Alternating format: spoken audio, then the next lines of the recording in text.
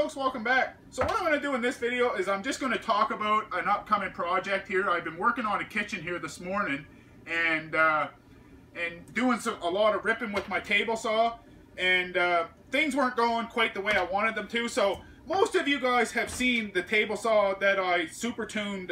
You know, it's been probably a couple of years now, or a year, since I super tuned this little cheapy table saw and put my own fence system on it. And you know, other than the fence system, that's really all I did to that, because I don't need this table saw to do anything else. This is just for me to take to my job site when I install a kitchen. Sometimes I need a little narrow strip, an inch or two wide, to fill a cabinet into the wall, and that's all I use this for. I bring it to my job site. It's nice and light. I can pick it up, carry it, and it does a nice job because the fence goes nice and straight every time, and it's easy to adjust. So I haven't done anything further with it. So now my next project is, what I'm going to do is, I've got my main shop table saw that I have several attachments that I use with it, and what I'm going to do in my next few videos is I'm going to redo my main saw in my shop and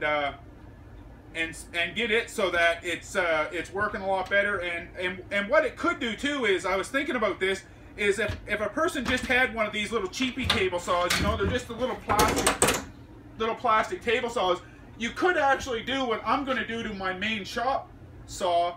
You could actually do it to one of these and add the attachments and everything. So I'm going to get in position here, and then I'm going to talk about what my plans are for my big saw. Alright, so now, most of you guys that have watched my videos have seen my saw before. I've got a sheet of plywood stuck up on here, and I'll tell you the reason why in a minute. It's a general table saw, but we could for a minute pretend that we're just going to use that cheap king saw for this project. So what I'm going to do in my next few videos is, this is my main saw that I use, and it is a pretty good saw. But the problem with it is the table's not big enough on this one neither, folks. It's only about 40 inches wide, and I think 3 feet from front to back.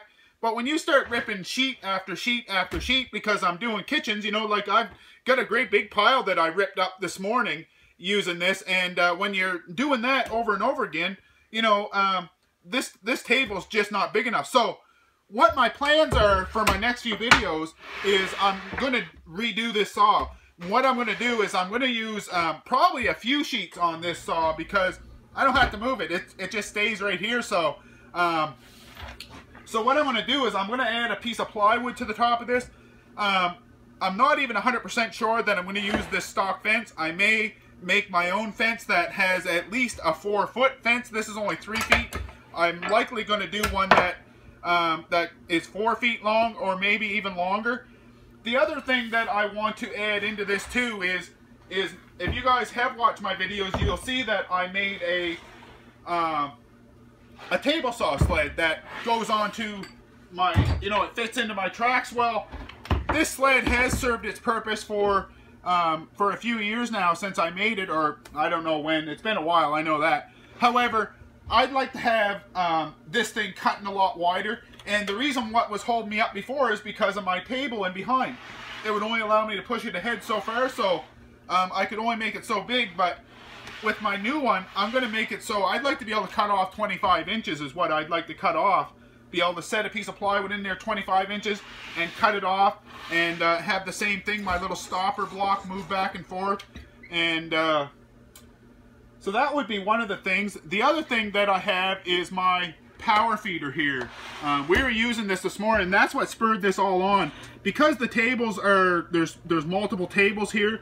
This power feeder is not working as good as what I'd like it to. And then the other thing is my 30-inch size kind of prohibits me to do things. So I think what is going to happen in this build as well is, I'm actually going to rebuild this power feeder.